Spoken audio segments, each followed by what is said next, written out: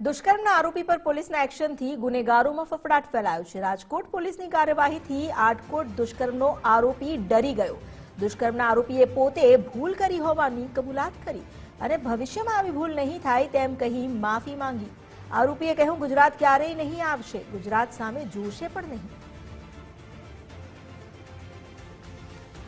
કાયદાનો સકંજો કસાયો અને કાયદાની લપડાક જ્યારે પડી, પોલીસના હાથમાં જ્યારે એ આરોપી આવી ગયો ત્યારબાદ તેને ભાન થયું અને જ્યારે પોલીસની મારીને તે પોલીસ પર હુમલો કરીને ભાગવા જઈ રહ્યો હતો તે સમયે પોલીસે સ્વ બચાવમાં જે ફાયરિંગ કર્યું હતું ત્યારબાદ આરોપી નિશાન ઠેકાણે આવી અને હવે તે કહી રહ્યો છે, માફી માંગી રહ્યો છે અને સાથે કહી રહ્યો છે કે ફરી ગુજરાત ક્યારેય ન આવે। પરંતુ જ્યારે તે અપરાધ કરી રહ્યો હતો ત્યારે તેને એવું યાદ નહોતું આવ્યું।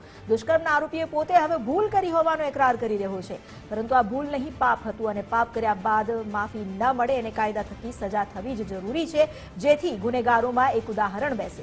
ભવિષ્યમાં આવી ભૂલ નહીં કરે તેમ કહી આરોપીએ માફી માંગી। પોલીસ પર પણ તેણે હુમલો કર્યો હતો, જેને કારણે હેડ કોન્સ્ટેબલ ઘાયલ થયા અને તેમને હોસ્પિટલ ખસેડવા પડ્યા।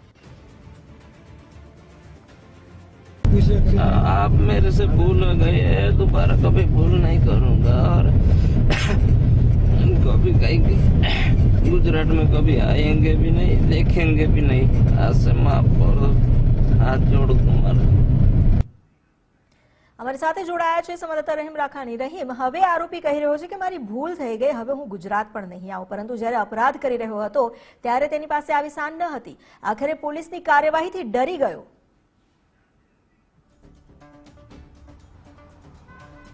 ચોક્કસપણે અમિતા, સૌથી મોટો સવાલ એ છે કે ગુજરાતમાં જો તમારે રહેવું છે, ગુજરાતવાસીઓ તમને રહેવા માટે પણ તૈયાર છે, કારણ કે તમારા પરિવારનું ગુજરાન ચલાવવા માટે થઈને મહેનત મજૂરી કરવા માટે તમે ગુજરાતમાં આવી રહ્યા છો। પરંતુ તમારે ગુજરાતમાં રહેવું હોય તો કાયદામાં રહેવું પડશે અને આના ઉપરથી સ્પષ્ટ સાબિત થઈ રહ્યું છે। જો પોલીસ કાયદાનું પાઠ ભણાવશે તો પછી આ જ પરિસ્થિતિ તમારી થવાની છે।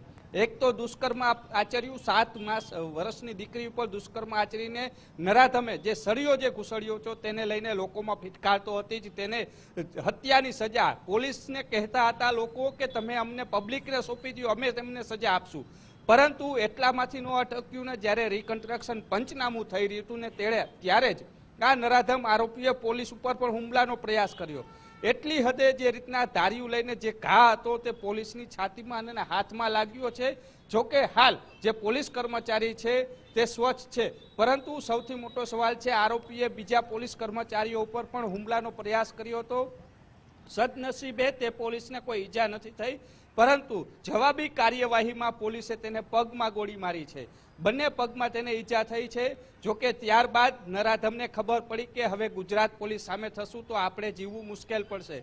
સદનસીબે જે પોલીસ કર્મચારીઓ છે નિયમ અનુસાર જ ગોળી ચલાવી છે। જો લોકો તો કહી રહ્યા છે કે તેને છાતી અથવા માથામાં જ ગોળી મારી દેવાની જરૂર હતી ને તેને સજા મળી જાત, પરંતુ પોલીસે પણ કાયદાના અનુસાર જે પગમાં જે પહેલા નિયમ અનુસાર પગની અંદર જ જે ગોળી મારીને તેને પાડવાનો હોય છે તેવી જ સ્થિતિએ તેને પ્રયાસ કર્યો હતો।